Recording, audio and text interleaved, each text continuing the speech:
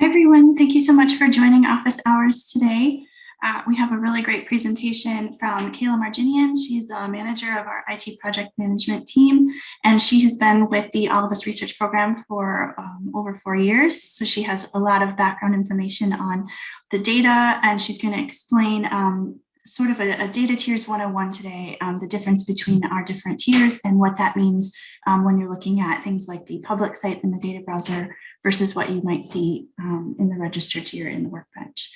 So thank you, Kayla, for joining us. I know a lot of people are interested in this topic, and so I am going to turn it over to you and we'll get started.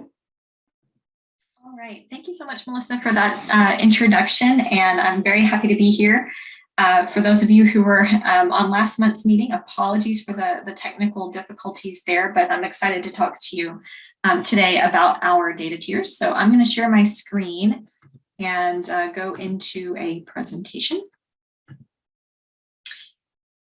So I have just kind of a caveat. I have a lot of very detailed information to review with you today. All of it's available in the slides. I know the meeting's being recorded. We can also circulate the slides as needed following the meeting, just to capture some of the detail. Always, also, feel free to chat if you have specific questions as we go along, and I am happy to answer those if I can.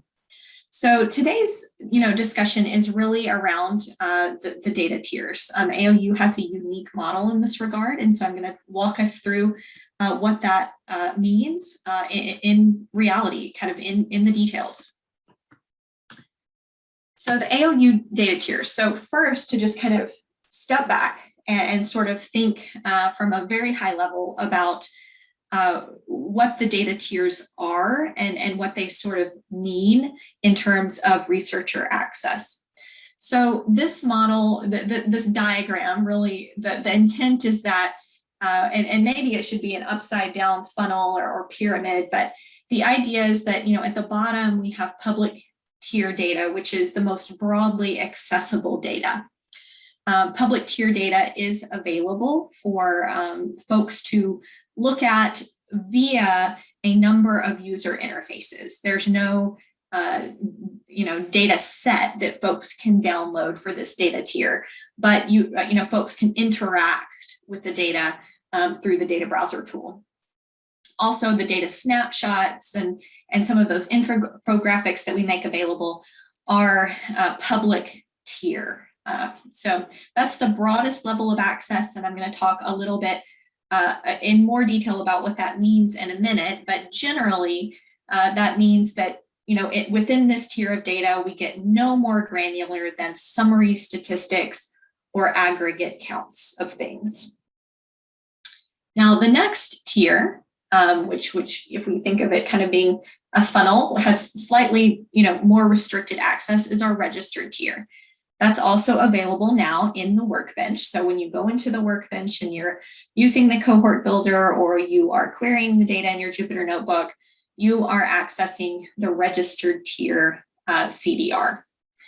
So, of course, all of the mechanisms that are in place as part of that researcher access pathway are required to obtain access to interact with this data. And we have applied a number of privacy-preserving measures to this data in the registered tier. And I'm going to go into those specifics in a minute. But a number of data types are available: surveys, EHRs, physical measurements, and the privacy-preserving methods that we've applied exceed HIPAA safe harbor standards for the registered tier. Controlled tier, which is coming over the course of the next months and, pending later this year, is a slightly, the idea is that the data provided here is even more granular than what's available in the registered tier. A number of privacy preserving methods are still applied, but those are fewer in number and a little bit different in nature than what's applied to the registered tier. Right now, the access pathways to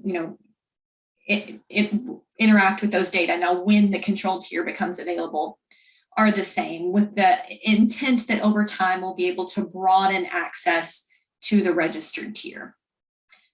And then at the very top, we have individual biospecimen and participant data. The program is still working through what this tier is and how it can be accessed, but those are additional levels of information that will be provided in the future. So this is an overview of the tiers, starting with the most easily accessible, broadly accessible tier to the most restricted tier. So this is a technical diagram that kind of goes into our data processing. I've put it here in case we have really specific questions come up later. I'm not going to go into it in detail here, but I think it could be a useful reference if there are questions about where things happen and how data is generated that are related to differences in what we see in these different tiers. So I'll start with talking about the public tier, and then I'll move into the registered tier, which is what you see in the workbench. So the public tier, when you go into the data browser and you're accessing the public tier data, what you're going to see is different slightly than what you're going to see when you go into the workbench. You may get different counts for things. You may have access to different levels of information. And so I'm going to explain why. So the AOU public tier data is available to all users, whether authenticated or not, and accessible through public-facing tools like the data browser. This data has been processed so that it poses minimal risks of re-identification of participants. And you don't have to log into the workbench to use it. Any user can go to the website and access the data browser and query the data in the public tier. So public tier data, as mentioned before, is curated at the aggregate level. So when you're querying the data, you're only going to get summary statistics or aggregate information related to the things that you're searching for. So some specific examples might be that if you're searching through the electronic health record information, you're going to get, if you search for a specific lab, you're going to get an aggregate count of how many participants in the cohort have at least one mention of that lab in their electronic health record. So that's a count. You're not going to have access to any row level information about which participants had that lab in their record. You're just going to have access to see how many participants that you have in that have at least one mention of that concept. Now I'll go ahead and skip down to the bottom bullet, and those counts are also slightly binned. So counts lower than 20 are rounded up to 20. So if only 5 participants have a count, have that lab in their record, that's going to get rounded up to 20. And then counts higher than 20 are rounded up to the nearest multiple of 20. So if you had 25 participants who had a count, a particular lab concept in their record, that's going to get rounded up to the next 20, which is 40. So that's why in the data browser, anytime you're querying specific concepts, you're seeing those multiples of 20 because we round up to 20. And that's also why you're only seeing aggregate counts of things. So we do not provide, and again, this is only structured data. We don't provide any free text. No free text results are included in this data tier. And then on some of the demographic crosstabs, our ages are binned as well into groups of 10. So ages less than 18 are omitted. They're obviously not in our cohort. But then, groups of 10 from there, and then ages greater than 90 are bucketed together. So you can see the bins here, 18 to 29, 30 to 39, 40 to 49, etc. And that's for those crosstabs. So that's an overview of the public tier. So, counts that you see in the data browser are definitely going to be different from if you were to query the data directly in your Jupyter notebook. You're going to get exact counts, not rounded up to 20. You're going to, be able to get the exact count of participants that have a concept in his or her record. So let's go ahead and move on into a discussion of the registered tier. So the registered tier, unlike the public tier, does include row level data. You can look for data on any given participant and see, that exact, data for that participant across the domains. And of course, this tier of data can only be accessed once users have access to the researcher workbench. So you can engage with this level of data using any of those applications like the cohort builder or directly through your Jupyter notebooks. The data in this tier has been processed. So it's going to be to provide less detailed information than obviously the raw data that we get directly from the data sources, as well as what will be released later in the controlled tier. The conceptual framework by which the program has made decisions about how to process this data to protect participant privacy is based on sort of the relative risk of using whatever information we provide in this tier with available public sources of information, those two combined to be able to re-identify a participant. The available data in the registered tier plus any publicly available data sources, the relative, the risk of being able to re-identify a participant should be low. So that's been kind of the driving conceptual framework for decisions that have been made about specific fields in the registered tier. What combination of fields paired with public sources of data will still preserve participant privacy and ensure that folks who are going to exert sort of a reasonable level of effort are not going to be able to re-identify these participants. Publicly available data sources could include, like in this slide, voters registrations lists or information from newspapers or social media. We'll talk about this a little bit more when we get specifically into like publicly reportable medical events and COVID, because there are kind of some specific treatments for this information based on the availability of public information. So, at a high level, the de-identification process for registered tier, we're removing all direct identifiers. So those are things that are directly linked to a participant's identity, their name, their phone number, their email address. Obviously we're not including all of that. All of that information is suppressed. Free text is also suppressed because of the risk of PII being included in those fields until we've implemented kind of really robust language, natural language processing and things to be able to, scan through that information, ensure there's no PII. Until we're able to do that, we're suppressing those fields.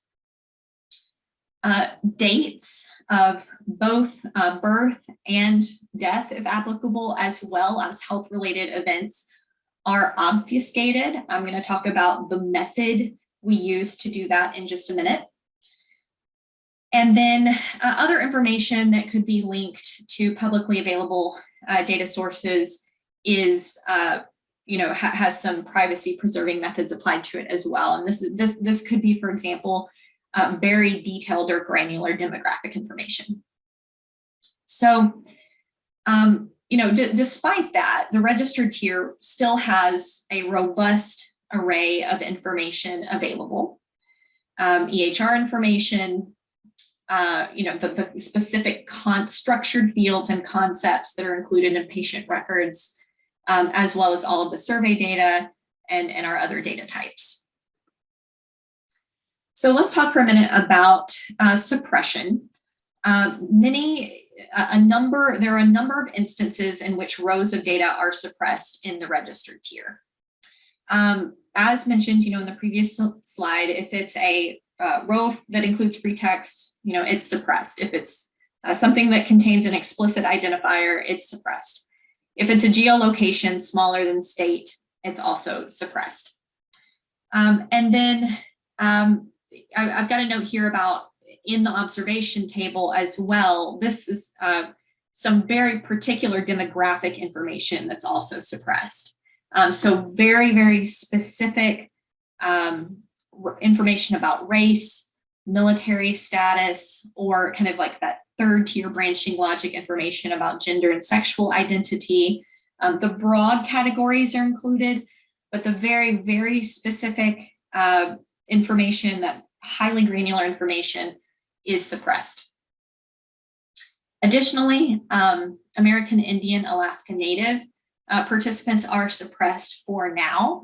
The program will be including them in future releases of the CDR, but there was a period of time where the program needed to engage with our tribal partners to ensure that they were in agreement with the inclusion of data from participants who self-identified as American Indian, Alaska Native.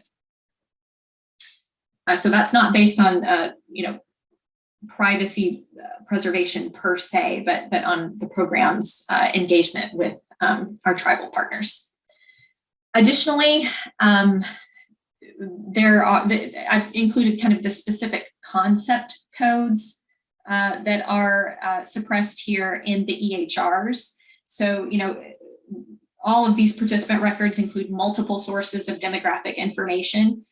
The way that we've chosen to sort of approach this is that what a participant says about himself or herself would trump what is input into their medical records. So rather than attempting to treat that information that's included in the records, we've suppressed that so that what's included in the person table is the self-reported information. So these are the specific concept codes for that EHR information that's been suppressed, that's related to race and ethnicity. And then EHR codes indicative of generalized biological sex, gender, or sexuality categories are also removed. So the complete list of codes is here.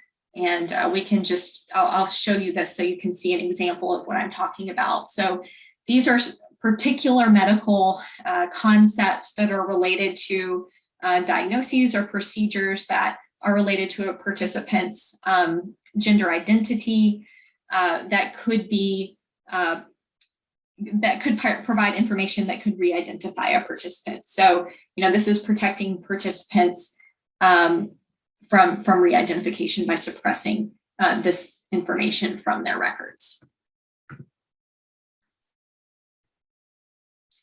Additionally, we suppress a number of diagnosis codes that could be related to publicly reportable events. So again, if we think back to the conceptual framework by which decisions are made on what information to suppress or generalize or apply some privacy preserving method to, then it's based on what information could be available in the public at large. And so these are condition codes, that there could be public information about, which means that a person could, with minimal effort, re-identify a participant in the cohort because of what's available in the public. So this could be, injuries due to military operations, terrorism, assault and homicide, suicide, prolonged stay in weightlessness that captures your astronauts, drowning and suffocation. Those are things that are going to be reported in newspapers, on social media, in public records of some kind. And so those particular condition codes are suppressed in the registered tier. Additionally, as we think about public information, the program has chosen to suppress in previous releases and current releases of the CDR COVID-related information. Now, as time passes and there's more like a greater volume of data, we're able to kind of unveil some of this information in future releases of the registered tier, and we will be unveiling some of this information in future releases of the registered tier. But especially in early phases of the pandemic, when few participants might have had COVID, then that information could be highly identifying, especially given the nature of the way folks kind of self-report their experiences of COVID on social media, et cetera, et cetera. So, within our COPE survey, participants had the opportunity to report that they had COVID, when they had COVID, if they were tested for COVID, what types of medical care they received from COVID. So we did suppress that information, but as mentioned in future releases of the registered tier, this will not be suppressed. So this is information from both the participant provided information, which is surveys, or the EHR, so things that come from the health record.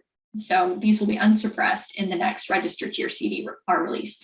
However, due to kind of the evolving nature of this disease, a number of vaccine codes will be added to this list. So whereas, a year ago, disease status could be identifying, at this phase of time, vaccine status could be potentially identifying, which is, folks who have received the vaccine or received the vaccine very early on.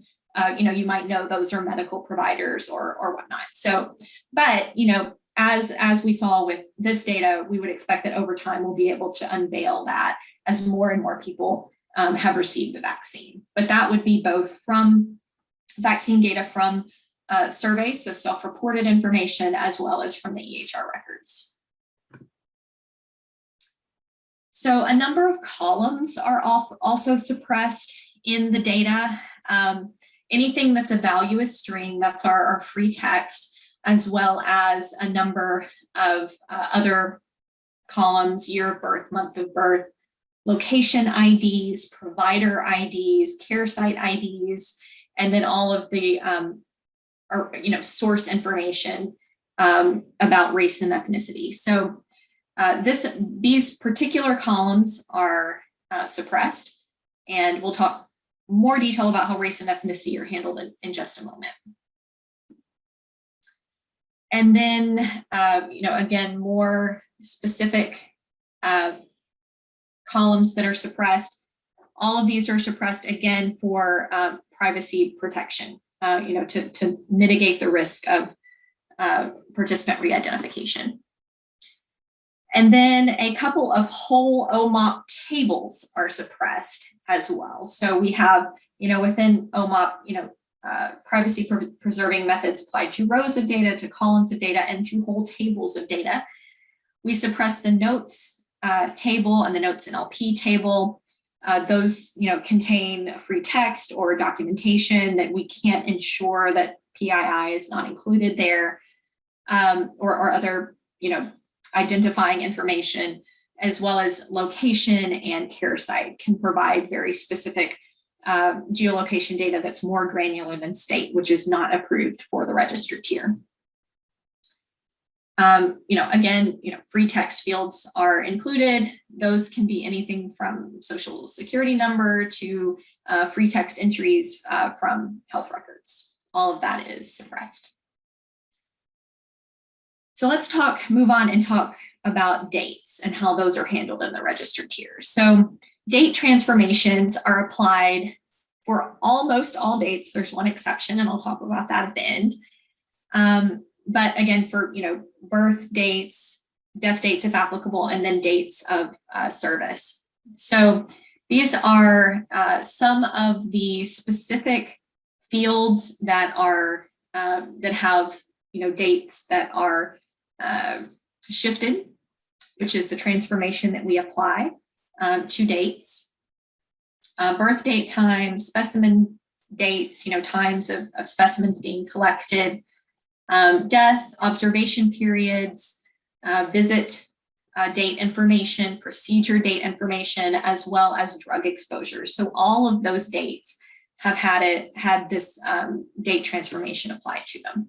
Device exposure, conditions, start and end dates, measurements, and observations. Additionally, we applied date shifting in our wearables data because those include dates. So here's how the date transformation process applies within the registered tier. So first, we remove participants that are greater than 89 years old. That's again due to risk of participant re-identification. Each individual, so each participant in the program is randomly assigned a number of -365 to -1, and then all of their dates are shifted depending on that number that they've been assigned. So that number is going to be different for each participant in the data set. But this maintains sort of the patterns that you see in records. So every date is going to be shifted back, whatever that number is that's been assigned to a participant. And so, providers will still be able to, researchers will still be able to track, how many days or months was it between some sort of drug exposure and an outcome. That can still be tracked because that, that relationship is preserved because all dates are shifted backwards the same amount for each participant. So all dates of an individual are shifted the same number of days. Now, there is one exception in the registered tier, and this is COPE survey date and date times. So original dates are retained for COPE data only, and this is due to sort of a nuance where the date shift could be broken because of the extreme temporality of the COVID data. Could enable folks who were savvy enough to sort of figure out that date shifting algorithm for the other dates, which would break our date shift. So because of that, we do not shift the COPE survey date and date times information in the registered tier. So I've linked here a couple of documents that are available. They're actually available in the support hub that sort of talk through the generalizations that are applied. So we've talked about so far the different treatments that are applied within registered tier. We've talked about suppressions, so those instances in which data is removed to protect participant privacy. We've talked about date shifting, so the way that we handle dates in the records to ensure that participant privacy is protected. Now, this third category of privacy preserving methods is generalizations. And so the idea is that with the generalization, you can take granular information that could be identifying and group it into larger groups that pose less of a risk of de-identification or participant re-identification. So I'll talk through race and ethnicity first, because I think that's maybe one of the more complex examples. So what we see here is, within the PPI survey, the basics, participants have the opportunity to select, their race and ethnicity. So they can choose among a number of different response options here. And this document sort of summarizes the generalization that's applied with each selection. So, if a participant comes in and says, and selects white, then that's what's going to show up in the registered tier data. And if they select non-Hispanic, that's what shows up in the registered tier data. Now, when you get to, if a participant selects, because the participants in the survey have the opportunity to select multiple race categories. So if they do that, if they select 2 or more, then their race is going to be, in the registered tier, is going to be generalized to more than one population. Let's see, I'll scroll down to another example. Here's one. If they select, so basically if they select white, white is retained. If they select Black, African American, or African, then Black is retained. If they select Asian, then Asian is retained. If they select Middle Eastern or North African, or Native Hawaiian or Pacific Islander, or none of these fully describe me, then those are generalized into the another single population race category. And then, if they select more than one, they're generalized into a more than one population race category. So, and then, of course, depending on which ethnicities they select, there are other generalizations categories. So this document kind of is a, choose your own adventure about what combinations of race and ethnicity, that participants could have chosen result in which generalizations in the registered tier. All of this information is of course available in our data dictionary as well, that's linked on the support hub. So these types of generalizations are applied across several demographic categories. So we see how they work here in the race category.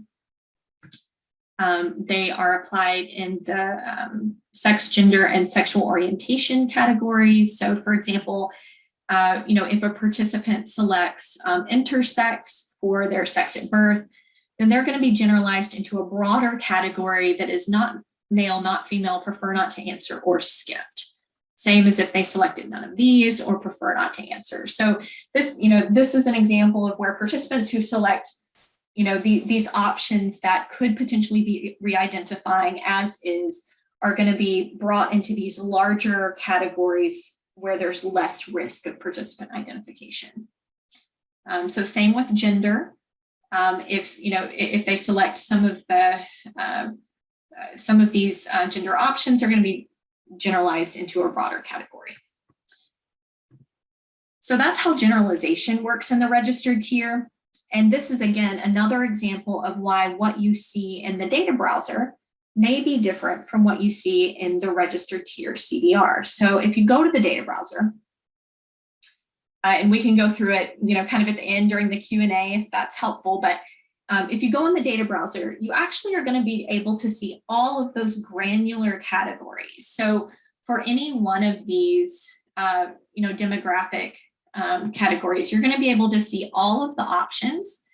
So you would be able to see white, Black, African American or African, Asian, Middle Eastern or North African, Native Hawaiian or Pacific Islander, and you're going to be able to get the counts. Now, the reason that we can display that because you might think, well, it's public tier, shouldn't it be even more generalized than what's in the registered tier? Well, the reason is what you're looking at in the public tier is just counts.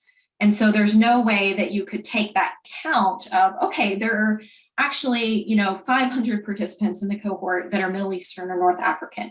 From that count, you would not be able to identify, any one participant from that public data.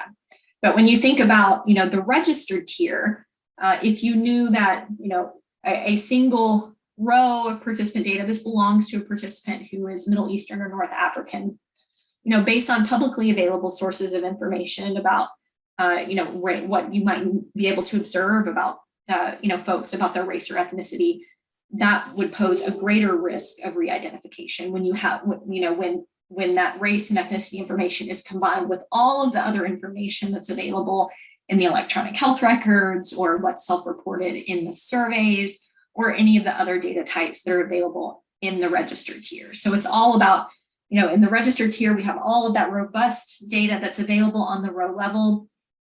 And so given that robustness, we have to make sure that those different combinations of data elements can't be re-identifying. And of course, demographics are sort of a quick and easy way to identify people. So that's the reasoning behind the generalizations and the difference in what you're observing in data browser versus what you get in the registered tier CDR.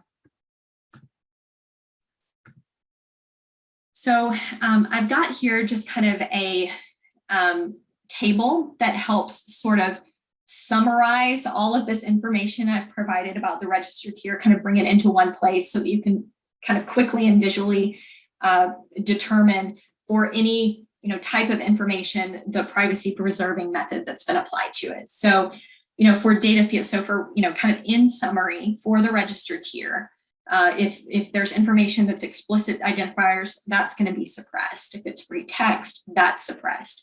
Dates are shifted based on that particular algorithm that's specific to each participant, 1 to 365 days backwards.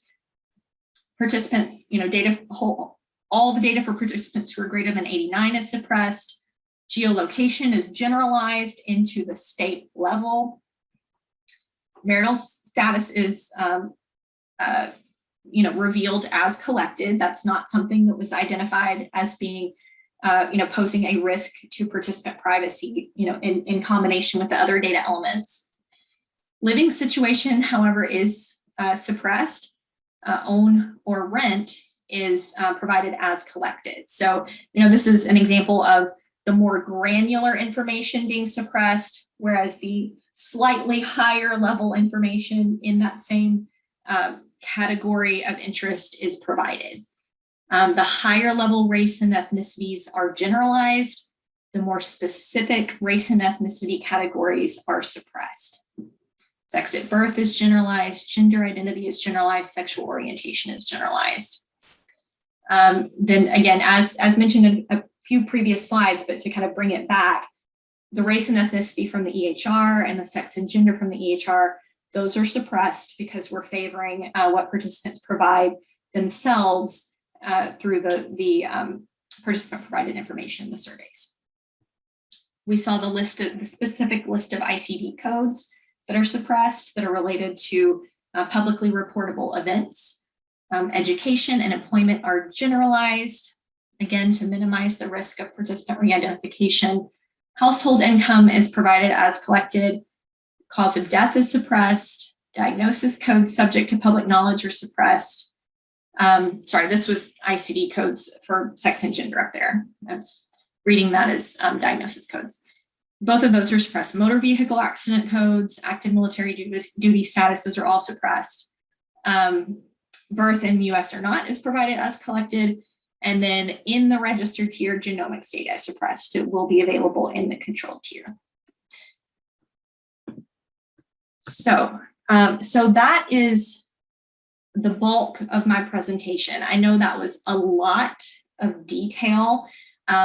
If it would be helpful, we can kind of go into the data browser a little bit and kind of see what's there, and I can kind of talk through some of the differences, or we can open up to kind of question and answer, whatever sort of preferred.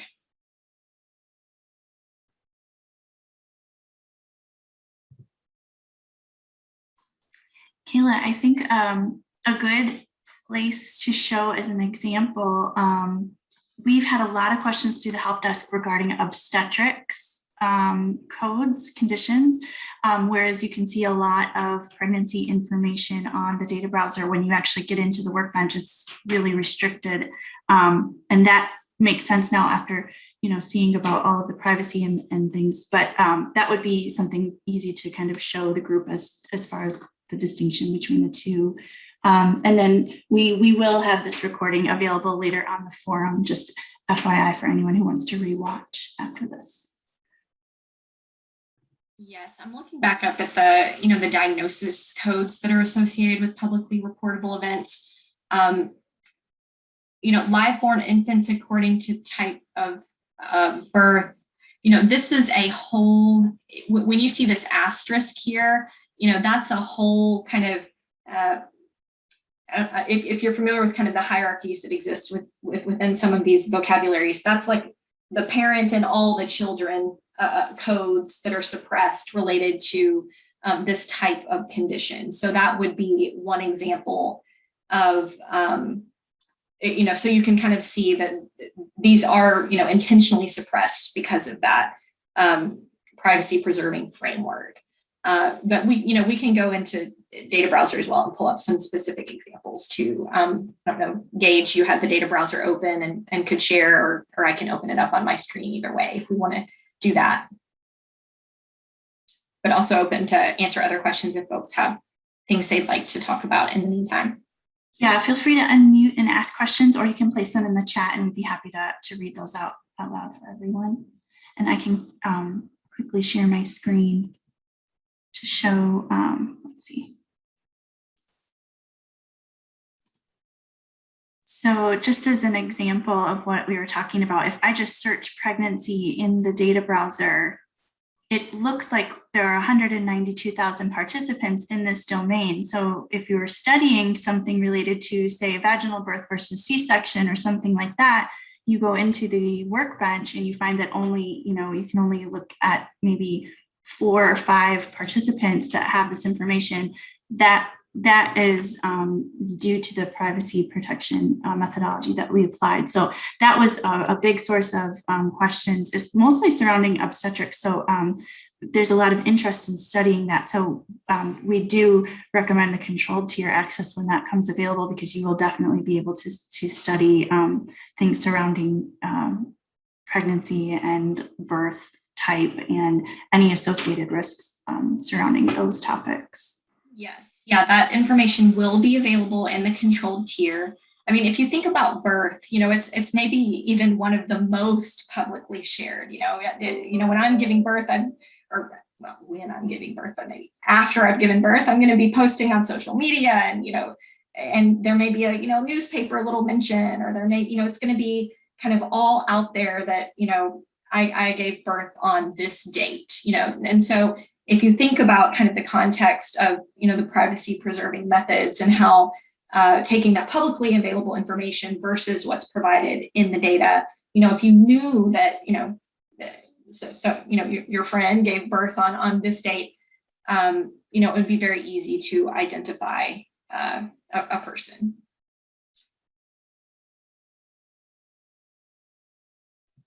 Any other questions about data browser, public tier, and Workbench? If not, I would actually be interested in getting some feedback from the group.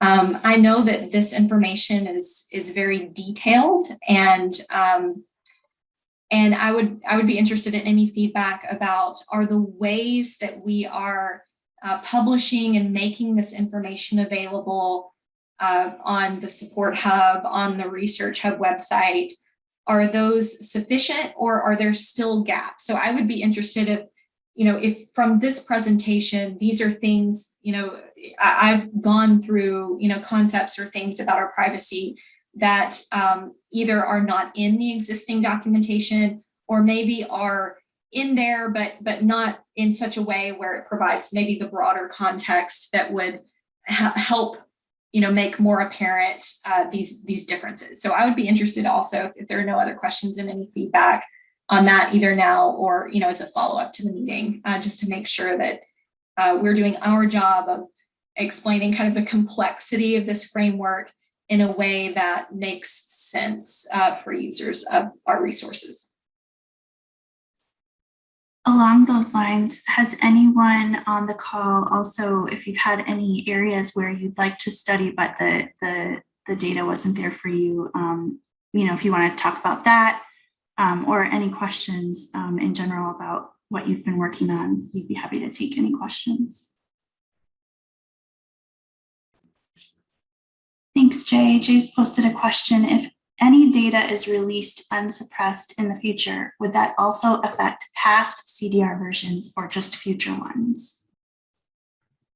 That's a great question. So it would be moving forward. So from that release time where, so when we decide to unveil some of the COVID concepts, those will be unveiled in the next release. But in the previous releases of the data, we will not be going back to unveil that data. It'll just be from that release that we make the decision to change the method forward. We did have a question come through the help desk this morning, actually, that was asking about the lifestyle questionnaire and how to tell if it was completed before the pandemic, like before February 2020. But because of our date shift, we couldn't speak to that. So that is one area where if you are doing your research project based on our survey responses, you do have to be a little bit careful there with the date shift because we don't know. We won't know.